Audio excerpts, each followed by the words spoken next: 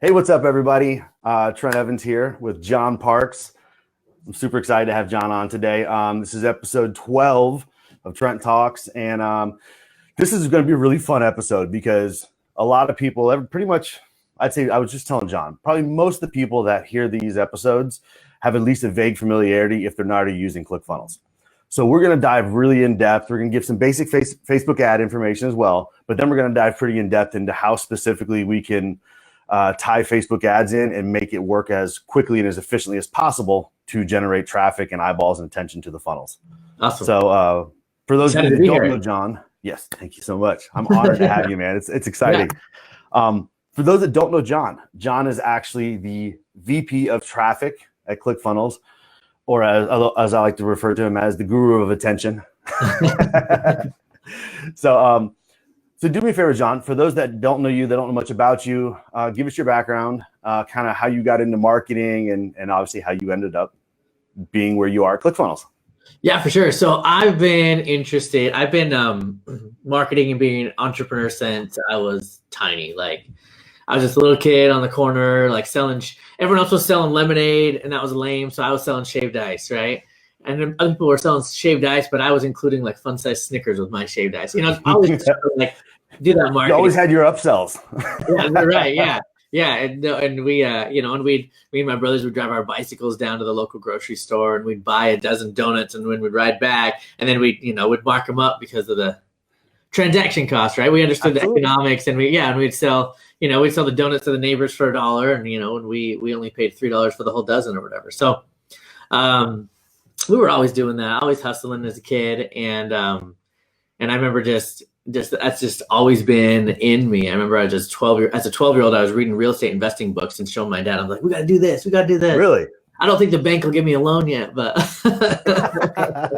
hey, you had vision though. That's what I like. Right. Yeah. And so just always been doing that. Anyway, went to college and in college I was doing real estate. I was doing real estate investing there and I was, had lease options and control over, I don't know, $2-3 million of homes.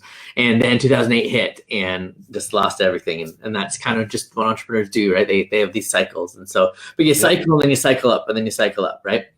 About that time, I met Russell. And so for the last 11 years, I've been working with Russell and, vice president over here at Clickfunnels and just been rocking it. Just fell in love with traffic and just been doing it. Moral of the story, I've heard that habits, that interaction seems to change people a lot for some reason. I know, right? I met Russell and all of a sudden, like my life just like completely got turned upside down. Like I think we could find a good few 10 or 15,000 of those in the group right now. Yeah, he's a pretty impactful person. He really, fantastic. He's amazing. So what got you into the ad side of things? Funny story. So I was working with Russell, basically just being his project manager, just running everything he's doing. And there's 3 of us at this point because his business cycled, right? He had a big business and then it hit a low point, right? And he likes to tell that story. And so there wasn't very many of us who made it through that cycle. It was basically Brent and he and I, and then some like support people or whatever. But there was that one where he talked about his story where he was like thought everything was going bye and then and we were every day we'd wake up wondering if today was the day that it ended. Wow. Right? Just because we're just right on the edge every day, Can we make the money today? So you've got a cool perspective then, coming from that spot to now. I mean, you guys have you hit the 500 mark this year? We did 100 million in 2018. Okay. And I know that's his goal. The goal is 500. Hit 2, and I know 500 in a year. Yeah, we haven't hit 500 yet, so we're still fighting for it. But the new, I mean, I found out about Clickfunnels in 2015. Okay. And just to track back, I can put it in perspective. Like, this. I joined the Clickfunnels group when there was about 30,000 people in it. Yeah. And we're upwards of 210, 220 now. Yeah. I mean, it's insane. Yeah. But just to see the perspective from what I've seen, the growth that you guys have had, it's just amazing, man. And I can't imagine, from your perspective, seeing it go from, is the office going to be open today to now? I mean, you guys, if I'm right here, you guys are the fastest growing SaaS without venture capital. Yeah, that's what we claim, and we haven't found anyone else who's faster, so we stick with it. That's fantastic, dude. Yeah, Okay, so it's sorry, I'll really let you finish. no. And so then there's this one day, right? Like in that world um, where Russell this is exactly how it happened. He's got these two monitors that are kind of blocking him from my vision and Brent's vision. All three of us are in this big room, right? This kind of cheap place that we have, and he kind of stands up at his desk and he looks over the monitors. He's like, guys, you know what we don't do? We don't drive traffic. Like, we just do the JV thing and the solo ad thing, but no one buys ads. And he's like, who wants to learn that? And I was like, I'll learn it. Really? Like, that's how it started. That's how it started. I just picked up that baton and just started That's going wild. through some courses and spending some money and figuring out this and don't do that, do this. And yeah. And then it just snowballed. So. All right, so I'm going to ask you this because you've had tons of success. I mean, there's a reason that everybody listens to you when you're talking about specifically Facebook ads and Instagram, because that's what, it's obviously what's hot now. So when you talk, everyone listens. Yeah. What's the biggest mistake you've made? Biggest mistake? In running ads. Like on the what's the biggest flub? Yeah. Yeah. Oh man, there's been so many. It's hard to find. I'll tell you a few. No. You know what? That's encouraging, though. Yeah. For all those people that are like, oh man, I screwed up my Facebook ads. I screwed this up. It's encouraging to know that even someone like you, who is now like considered one of the industry leaders in this, has had lots of screw ups. Yes, makes us feel better. Oh yeah, no, good. Please feel better, because like I screwed up like crazy. I still do every day, I'm sure. So like misattributing conversions, right? Like you're $15,000 into this campaign and you realize those aren't purchases, those are leads. Crap. You know what I mean? Or like things like that all the time, right? Yeah, for sure. All right. So when you started learning ads, what was the transition like? What was the process like as you guys are growing Clickfunnels? I mean, obviously, I know you start out probably running. Let's run some basic, like just drive some regular attention, just get some eyeballs to the site, and then let's try and pixel it and figure out how we can take advantage of that. Like, what does that process look like? Because you guys have, I mean, I'm not going to ask, I won't pry, but you guys, I'm assuming your budget is enormous now for what you're running. No, I can tell you. I told him on stage at FHL, January, I spent $750,000 in ads. So we're $750,000 a month now. Yeah, looking forward to hitting that $1 million a month mark. So that's awesome, dude. Yeah. Now, what are your campaigns look like now at that $750,000 a month now? Yeah, and so I'll tell you kind of the big picture of it, right? Because I think that any business could model this from their first $5 in ad spend up to their $1 million in ad spend. So I think what some people need to realize, and they don't really have this clarity in the head, that there's really only two kinds of campaigns you're running. There's only prospecting or retargeting. There's nothing else. Okay.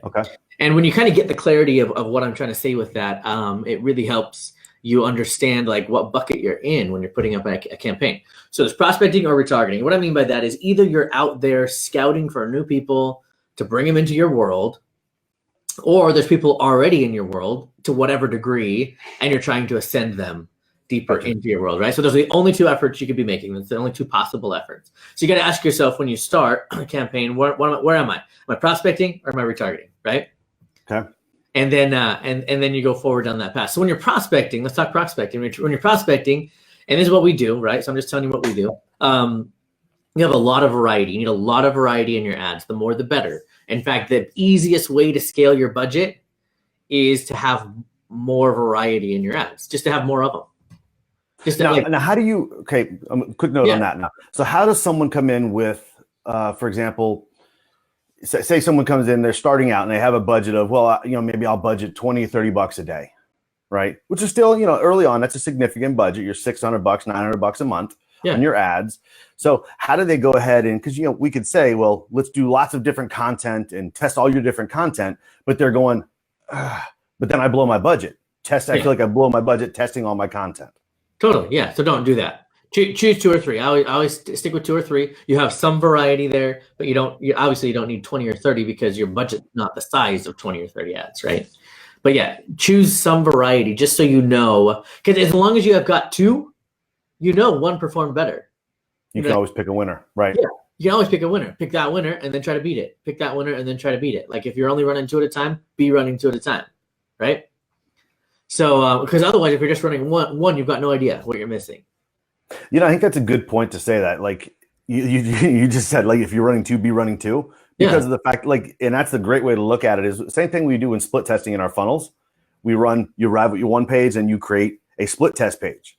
Yeah. And you can't, and I think the key is also you know this, you can't test your headline and your photo and your copy. And there's like specific pieces you test. Yeah. Which one works better? Use that one. Great. Yeah. Exactly. If you remember back in, you got to be kind of scientific with it, right? Well, you can either be scientific with it or be radical with it. And Russell likes to talk about this. So it's either you have the page the same and all you change is the headline, or you completely pop up a whole different looking page.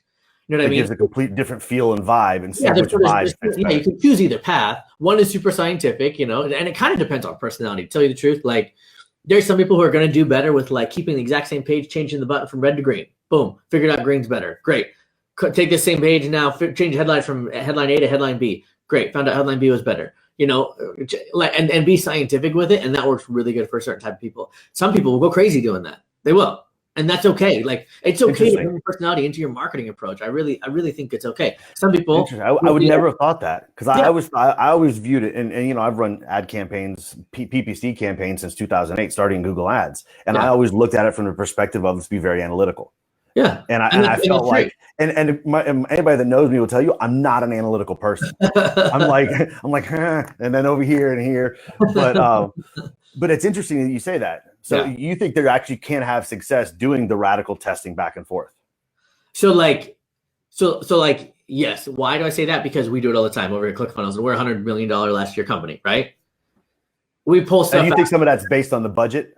All the time. As your budget, you think a lot of it's based on the budget? Like as your budget gets bigger, you can afford to do more of the radical testing because look, if you do one and it just totally bombs and you burn the money, you burn the money. Well, sure. Yeah, I guess you're right. Like if you have a little bit more cushion, it can be helpful to just try something to know that I'm going to throw $100 at this and it's okay if it all goes away because it just flops. Right. I think that's a key point. It's like people talk about gambling.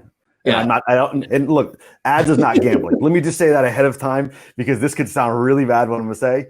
But people say don't gamble with money you're not willing to lose. Yeah. And I think you shouldn't be doing advertising with money you're not willing to lose. Good point.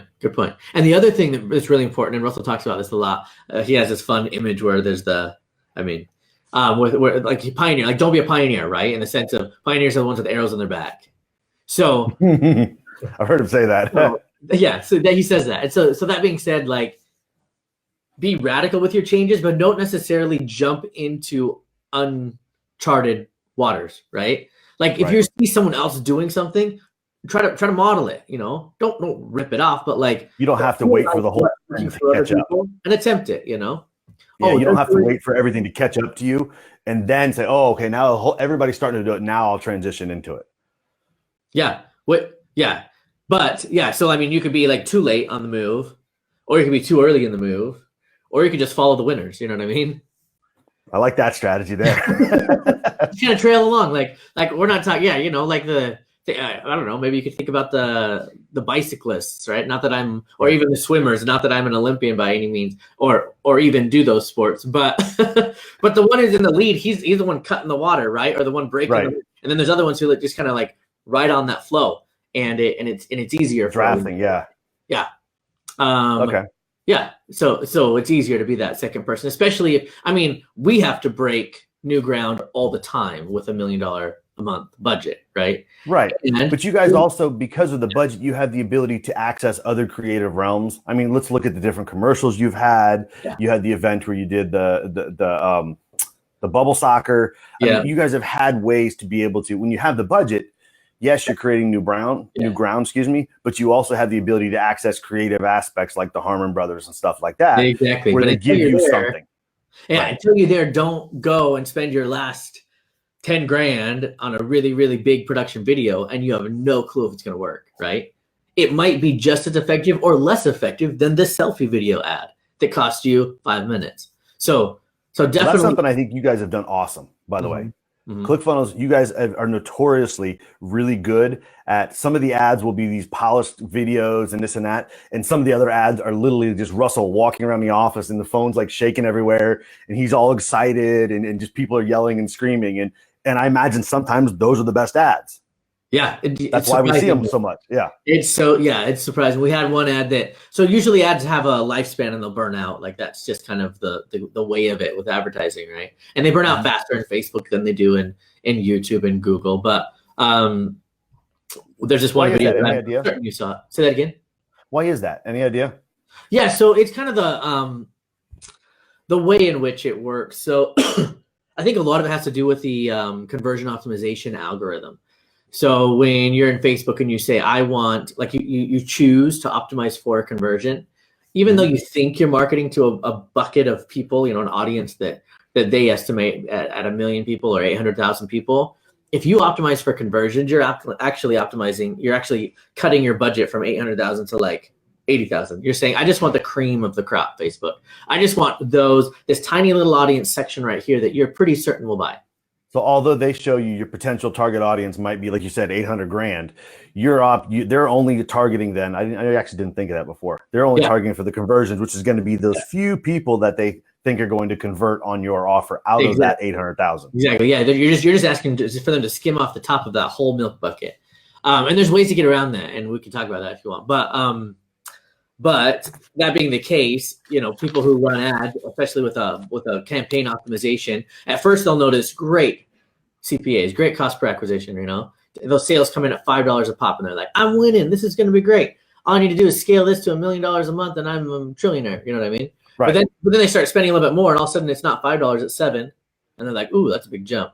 And then it's not $7, it's $10, and they're like, oh, that's double from the beginning, and they're wondering why. It's because they've gotten through that cream, and now they're into the milk. You know what I mean?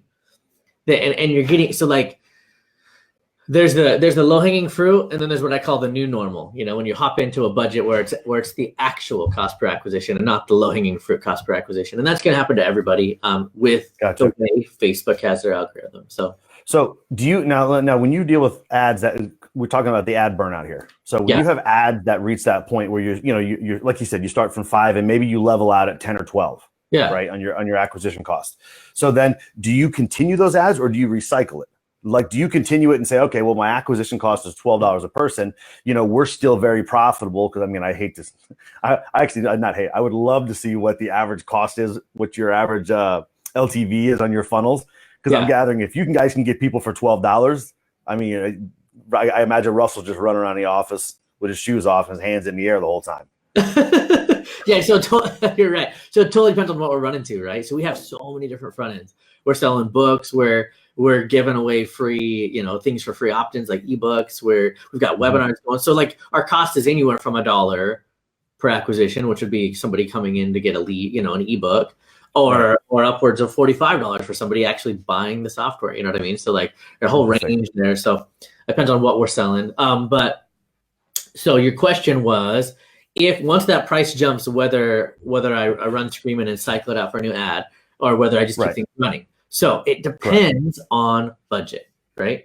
Depends on where you are in your business. There's an earlier game, like you said, where you're just spending a few $100s a month. Yeah, you can totally do that. You can totally say, ooh, too hot. I don't want to spend this much. And then you move over and you try something else. Try a new audience with that ad that was working, or you try a new ad with the audience that was working, right? You got to switch something up.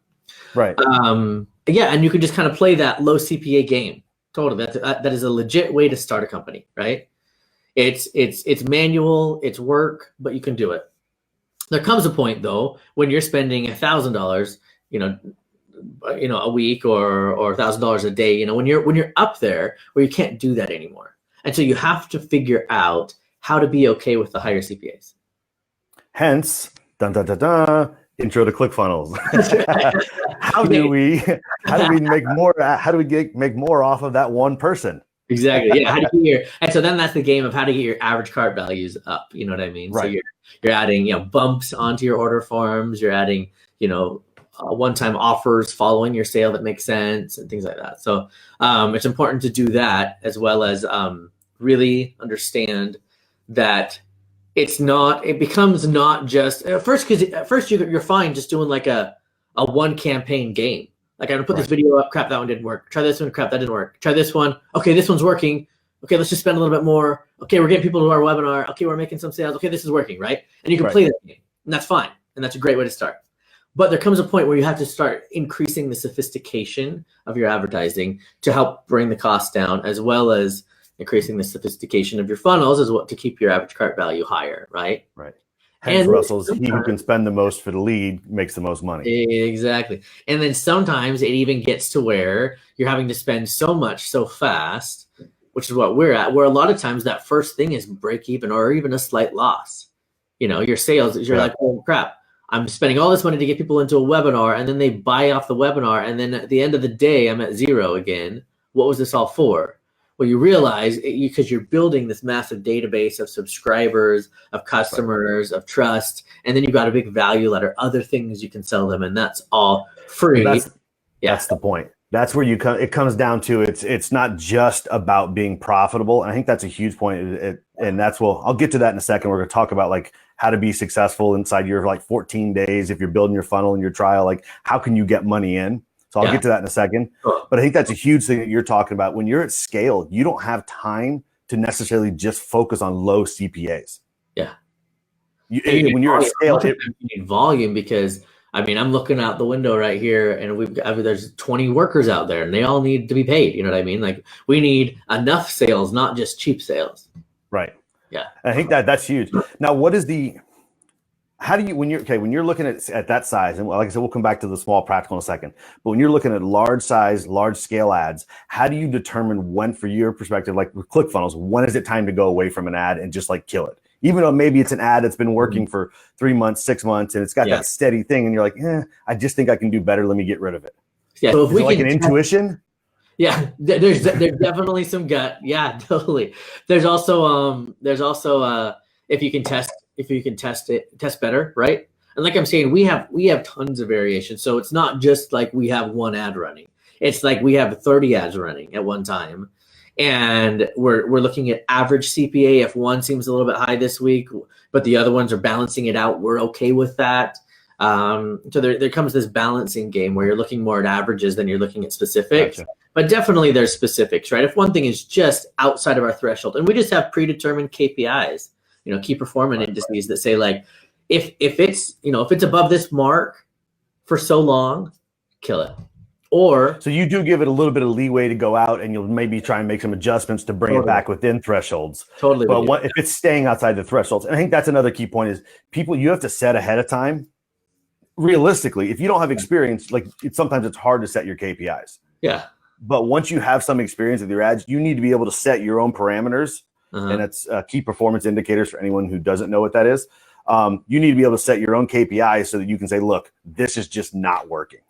Exactly. And because otherwise everything just becomes emotional about, can I hold on to it? Maybe I won't. I like this ad. It's the first ad I made that ever really worked well. I want to hold on to it.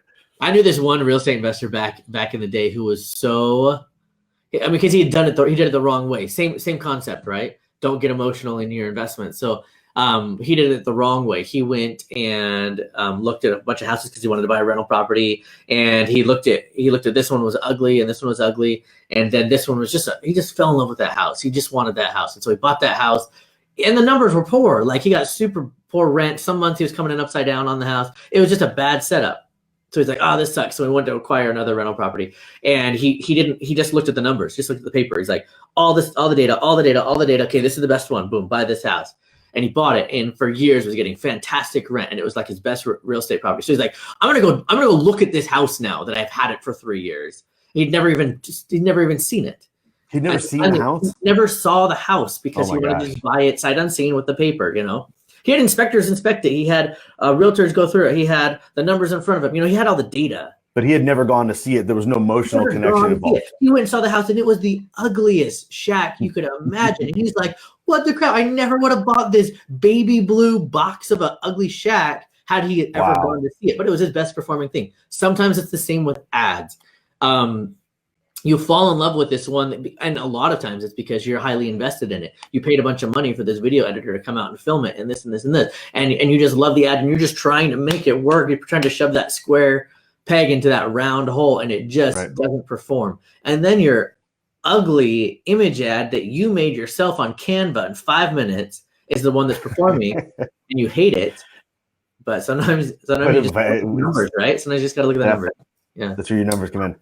All right. So I want to talk real quick for those people because obviously I know years ago, one of the things this is when I first got into funnels, like we talked about, it was back in 2015. I saw Clickfunnels. I'm like, oh, this is kind of cool, right? My first thing was, I'm like, well, I'm going to try a 14-day trial and see if we can, turn around and make it profitable. So I want to talk real quick for those people who may see this, who either they're struggling to make it profitable or they're contemplating getting involved, taking that 14-day trial, right? Mm-hmm. Mm-hmm. So obviously we have, in my opinion, they're probably going to spend the first 7 days at least trying to make something. And that's only if they're able to function with non-perfection. But once you actually drive traffic, like when you're looking at step one, you just started an online business or you're just creating a service and you've segmented $20 a day to start. Like, what are the first steps that someone should start into for testing? For a brand new funnel. Okay, so one of the biggest performance pieces on your funnel, well, the biggest is the first page of your funnel. Okay, that's what you got to realize is your funnel is multiple pages deep, but it's that first page that people hit, whatever it is, whether it's an opt-in page or that actually is the sales page, right, or whatever you've got, or a registration page. And we got to think about it numbers wise. If 100 people hit it and only 10 people opt in, you've only got 10 people going through to the rest of the funnel. Right. If 100 people hit it and 30 people opt in, you're now 3 times as many people going through the rest of the funnel. And so that is definitely the key page to test.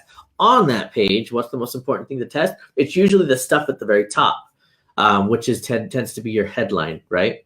Here's a funny mistake a lot of people make. I'll just say it because it's up here. They get so in love with their logo and their brand that they'll make this big old swath of the website be their logo and brand, and then they'll start their headline, right? Done that before.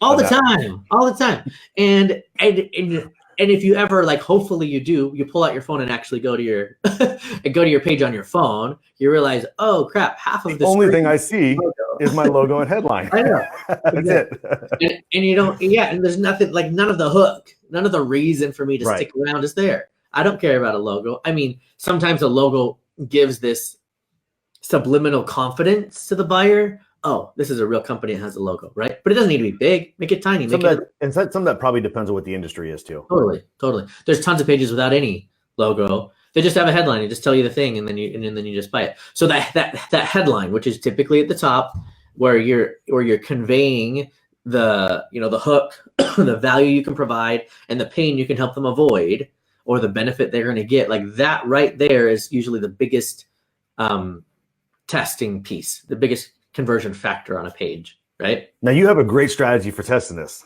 Yeah, we're going into that now. I totally go into it. Yeah. Yes. So I know you said you used it with some of your clients, and so this was something I shared on stage a couple years ago at Funnel Hacking Live.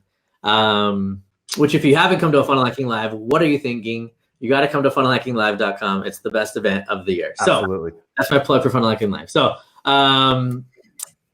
when I was up there on stage, I was talking about what we did with a certain campaign, and we continue to do it. So we'll have, because we have some workers and some people to brainstorm, we'll have a bunch of us actually just, okay, everybody, let's just brainstorm for the next 48 hours, throw into this Google Doc a bunch of headlines. Just come up with a bunch of headlines. Yeah, and it's just like, because maybe our graphics designer just has this epiphany. It's like, oh, here's a cool headline. Oh, here's a cool headline. And so we've got our copywriters throwing in headlines, our accountants throwing in headlines, our actual ads people throwing in headlines. And we just got this big old stack of headlines. Maybe we get 15 or 20 of them. And we actually give this little award out where, like, if they win, we'll give them like $100 or something fun, right? Nice, of course, yeah. Make it fun. So it makes it a game, so everyone's like involved and they're trying to do their best thing. So we do that around here just for fun. Yeah, maybe even your spouse has a headline, your business partner, whatever, just throw them in there. So you got this stack of headlines. And if you were to test those on a page, it costs a lot because you've got to drive enough traffic to the page to even see enough statistics to know whether or not the headline's performing well, and to make a good call between this headline and this headline. And then you got to swap it for the next one, swap it for the next one, and that can cost a ton.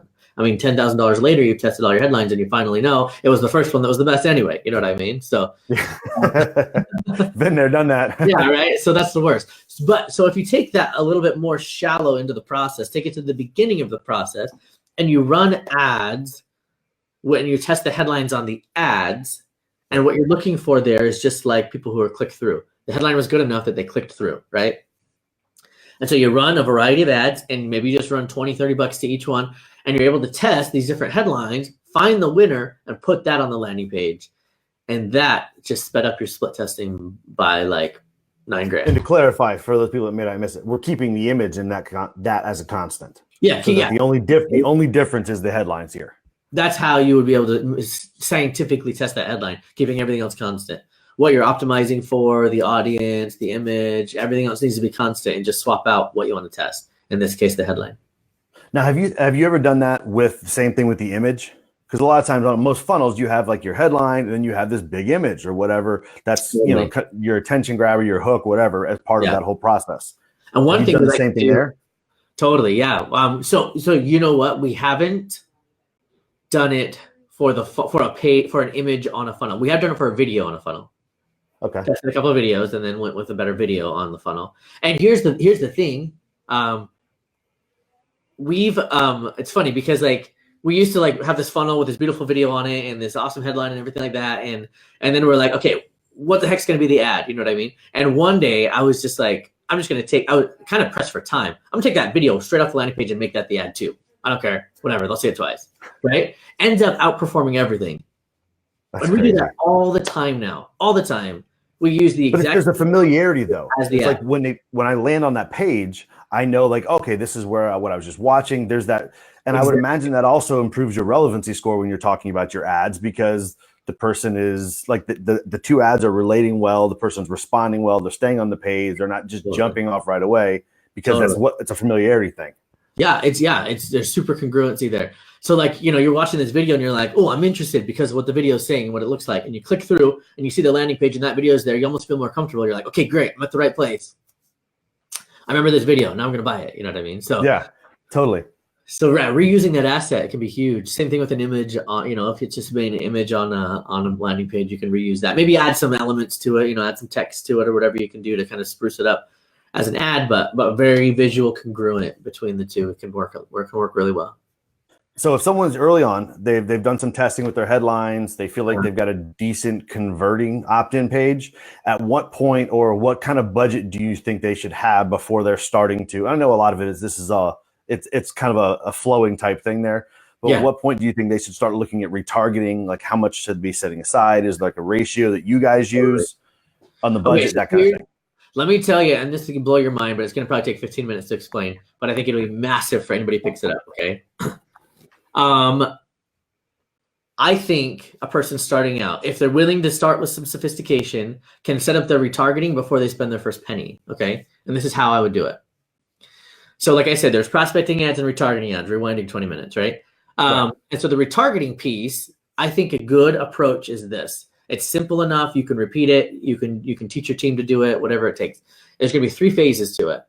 Okay. So you're going to be retargeting the people who are engaging with your posts, your pages, and your ads and your videos on Facebook, but they haven't done anything else. They've just been liking it or commenting or whatever, but they've at least been watching a little bit, and you can tell that they're there and they're with you on Facebook.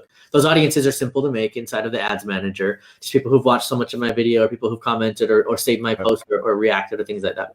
So make some audiences like that. Make an audience of people who hit your page but didn't do anything about it. And make an audience of people who hit your page, opted in, and now they just didn't buy, right? And then make an audience of buyers. So you've got 3 phases of advertising you'll be doing, and then you're collecting your buyers. Okay. And so you've got these 3 phases of people. Now, if you keep your windows small, so for example, if somebody hits your landing page and you retarget them for only, let's say, 4 to 5 days. Okay. So you say in Facebook, when you create that audience, the way this works is you go into Facebook and you say, okay, make an audience of anybody who hit my page, but only in the last like 4 days or 5 days. Okay. Or make an audience. And just for clarity for people who listen to this, that's for when you're setting up your audience specifically, not the ad. Yep. Setting up your audiences is where you're going to control it, because you're going to make that audience stay perfectly, relevant. You're going to keep it awesome. And then the other, so then another audience, let's close this down so I don't ding anymore. Make another audience that's people who got to the next page in your funnel. So they opted in, they took some kind of action to get to the second page in your funnel. Have that audience be a little bit longer because they took some action with you. You can spend longer with them, maybe 6 to 7 days.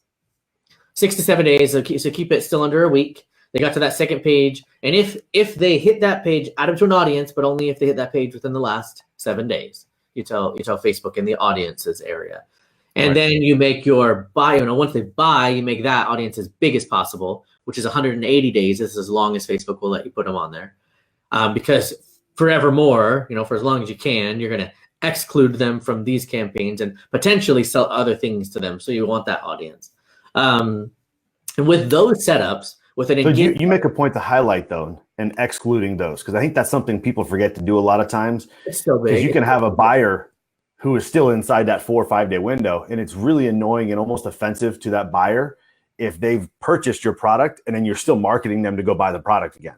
Exactly. Yeah, you try to exclude them as much as possible, and it's a huge budget waste, more than you think. You're like, oh, well, a few people who bought not going to break my budget. Well, they bought because A, they're hyper buyers. B, Facebook knew that, and so they're putting ads in front of them intentionally because they're converting people. So they're in your cream. So it's like multiple on how many impressions they're going to get over someone else. And they're probably super active on Facebook. That's how they saw your ads in the first place. So they're probably the people who are always on. And so there's a multiple effect to those buyers as to how much budget they'll waste of yours. Yeah. Okay. It's not just like you're kicking out 5 people of your 500,000 person audience. It's like they're the ones taking a lot of your impressions. So kick them out, exclude them. Okay, so now that you've got a tiny engaged audience, so they're only an audience for like 3 to 5 days, because all they've done is engage with you. All they've done is watch a little bit of your video or comment or like or share or something, right? And you've got a little bit longer page audience, people who've hit your page, and a little bit longer audience of those who've done something on your page. And as long as you can't buy your audience. So you set up those 4 audiences. Now, because you kept those windows tiny and tight and you're picky, you can set up retargeting campaigns with the objective of reach. Okay. Not campaign optimization, not conversion optimization, right? Wow, that's a really good point. I didn't even think of that. Isn't that crazy? Yeah, so you've done all the filtering, and so you've got these audiences that are super tight. And so what you want to do is 2 things. You want to reach all of them, and you want to pay as little as possible to do it. Yeah. So the way to do that is with a reach objective. Because it's going to be your cheapest. It's going to be your cheapest impressions, and if you look really smart, dude. And this is what I think so many people are missing. You know what I mean? If you look at your CPMs, your cost per impression, they're going to be tiny on a reach campaign because you're not being picky. You're saying, Facebook, just throw it up. Anyone in here, I don't care, right? Mm-hmm. But you know that it's a very specific audience, right? And then and then you don't want Facebook to actually to double filter. You've already filtered it. You don't want them to filter your filtered audience, right? You just want to show it to as many people as you can. Yeah, show it inside my audience that I want everyone to see it. Yeah, everyone in here should see it. And then on top of that, the other reason, this one's going to blow you away too, is that inside of a reach objective campaign, when you choose reach objective, you get to determine how many impressions per day. That's a metric you set. And so your frequency, and so like you might think, well, what should my budget be? You set your budget to $1,000. You'll only spend $2 because you set the impressions to 1 impression a day. 1 impression a day when your CPMs are $10-15 on a reach campaign, it's like, what is that, 1/15 of a cent or something? I mean, you just got to, but it's like fractions of a penny per impression. Oh my gosh. Yeah. Dude, that's really smart, actually. Yeah, isn't that crazy? I never put it together because it, like, when you lay it out like that, it totally makes sense. Yeah. Because if you can restrict to one impression a day, and you can tell them to reach as many people as possible, because that's always a struggle too when you're retargeting audiences, is if you're saying, well, I want to retarget for conversions. Well, again, you're taking, if you've got 1,000 people like we talked about at first, in your retargeting audience, well, they're good. They're going to show like 100 of them, your ads. Yeah, I know. Isn't that funny? You get this huge audience and they only show like 1. Yeah. Anyway, that's interesting. Super cheap, highest volume you can get. And so anyway, that's what our team does. That's what our media buyers do. And that's what I teach them to do. So that's brilliant, man. Yeah. And so what happens is you get really, really inexpensive retargeting conversions. And what should your budget be? Set it as big as you can so that Facebook can do all of the impressions that you're telling them to do. And that's typically like $15 a day. I mean, and that's if you're running a lot of traffic, right? Because those impressions. Right, but if you're getting a 1/15 of a cent as your impressions, I mean, you're going to have a huge audience up front. Yeah. To be able to get, or you're going to have to be spending a lot of money up front to really even spend anything when you're retargeting them. Exactly. So here's another thing that's going to blow you away. And they're not wild. And here's another thing that's going to blow you away is that once you set that up, that retargeting series that I taught you, right? You set it up once and you forget it. You put it on the shelf and it's done. You never touch it again. Those ads will run forever and never burn out. What? And this is why. Think about the logic of it. Because the max somebody could ever see that ad because it's 5 days. That's unbelievable. Yeah, that's really smart. So you set up a killer retargeting. I'm so mad right now that I never put this together. I'm so angry right now. Dude, that's really good. This is gonna help a lot of people. Yeah, I'm gonna have to cut this up and be like, this is the John Parks method, and and we're gonna put it out there and put it up there. That's brilliant, dude. Wow. So you set up this killer retargeting series, and then you set it on the shelf, and it just runs forever. And then you focus 100% on your prospecting because that's what's filling these buckets. Because you filtered out your windows, and because you're running reach campaigns, not conversion campaigns, and you're literally limiting your impressions per day, you never have to worry about ad burnout. Never. So if you find an ad that you like, that is a great retargeting ad, you just leave it alone for 10 years. I mean, that's the internet changes too fast for me to say 10 years, but yeah, that concept of just leave it alone. Yep. Dude, that's awesome. Isn't that cool? Wow. So here's the other thing that's crazy. So you set it up and you let it run, and then you focus on prospecting, right? And you're prospecting whatever, you're doing this thing. And then you're like, oh, you know what? I just really want to reduce my CPAs. You can revisit your retargeting setup and you can just try to beat what you've got in there, right? So you have some ad and it's doing pretty good on this phase of it, whatever. Just try to beat the control. And then you just only take that set it and forget it retargeting block, and you're only getting better, making it better and better and better. But then at any time you can just put it back on the shelf and then go back to prospecting. That's insane.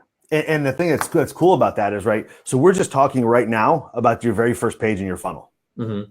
You literally could do this exact same thing for people that went to your OTO and didn't purchase. You can literally do the same thing for people, for all the aspects across your entire process, your entire funnel, the different pages and the different opt-ins and upsells, downsells. You could literally set up a basic retargeting campaign like this. Well, not basic, actually. It's pretty advanced, but you could set up a retargeting campaign like this and never touch it again. Exactly, and you can go as intense as you want into your funnel, like you're saying, as deep as you want, or as light as you want. You know, so like say somebody hits an OTO page, you know, that first upsell, and you're like, you got to take advantage of this right now, or you're not going to get it. You know what I mean? And then they roll off and they don't buy it, but they probably have some kind of anxiety or feeling, especially if they wanted it but they didn't buy it. So if you pop up and you're like, hey guys, 10-hour window, you can go back and get it. You know what I mean? And then you're going to get that buyer. Or like, hey, I mean, literally, like I've seen people do this. Like, hey, look, I know you swung by. If there's any questions that I have that you have that we haven't answered or you're wondering, feel free to, you know, go back, shoot us a message, you know, leave a comment here. We'll be sure to respond. And you can literally do that. And someone's like, oh, wow, like I can get all my questions answered before I buy anything from an actual person. That's actually really cool. No, that's actually gave me a really cool idea. Yeah. So a retargeting ad for an OTO that's intentionally telling them to ask questions on this ad. You then make sure that your social media team or you are very actively answering those questions. And all of a sudden it becomes a really cool Q&A. You got a ton of social proof, and it's like an FAQ in your ad. That's cool. I like that. That's cool. That's cool. All right. Yes. I was able to get something back here. I like it. Well, man, I appreciate it. I know you guys are crazy busy. I don't want to take up too much of your time. What do you guys got? What do you got coming up that you want to tell everybody about? I know you guys are constantly running 30-day cycles of OFA, right? Yeah. So that let's do that. I think the best place for people to get started is onefunnelaway.com. Onefunnelaway.com. We'll take them to what we call the OFA challenge, the One Funnel Away challenge, and it's $100. It's really not that expensive. And for a full 30 days, you've got daily coaching. You've got a community, and we help you start and pound out either your first funnel or your next funnel, whatever it is. Right. Think through all the copy, think through all the video, all the messaging, build it out with you, get it launched, get some traffic, the whole deal, all within 30 days. It's only $100. It's like the cheapest way to launch a funnel ever. And by the time you're done, you have so much confidence in the ability to launch a funnel and your ability as a marketer. So onefunnelaway.com. It's the way to go. Yeah. Awesome. Now I'm curious, does the 30days.com book still go with it? Yeah. So if you will get the 30 days book. Do you have one? I grabbed it in case. Nice. Yeah. So the 30 days book. So this is super cool. So we approached 30 different entrepreneurs who are hyper successful and said, what if you lost everything? What if you lost everything and you only had 30 days to get back on your feet and pay your bills, or else, you're going to jail or whatever it is, right? Right. And what would you do on day 1? What would you do on day 2? What would you do on day 3? And so you get these super successful entrepreneurs walking through a 30-day plan on exactly what they would do. So that book's dynamite. Awesome. John, I appreciate it, man. Where can everybody follow you? Yeah, so follow me on Instagram. That's probably the best place. Instagram. So my handle is John O. Parks. Yeah. We'll have a link in the description, everybody. Cool. So again, John, I really appreciate it, man. This has been a pleasure and an honor to have you, man. Thank you so much. Hey, you bet. It's been fun. It's been great. Guys, I'm Trent. This is John. Again, John at John O. Parks, and that's Parkes. Yes. To clarify, on Instagram. I'm at Real Trent Evans on Instagram. Until next time, guys, I love you. Have a great afternoon. I really hope you enjoyed and got a lot of value of this video. If you did, make sure you like, subscribe, and comment below. I'm going to be answering all the comments myself. And also, come find me on your favorite social media platform and tell me what else I can help you with.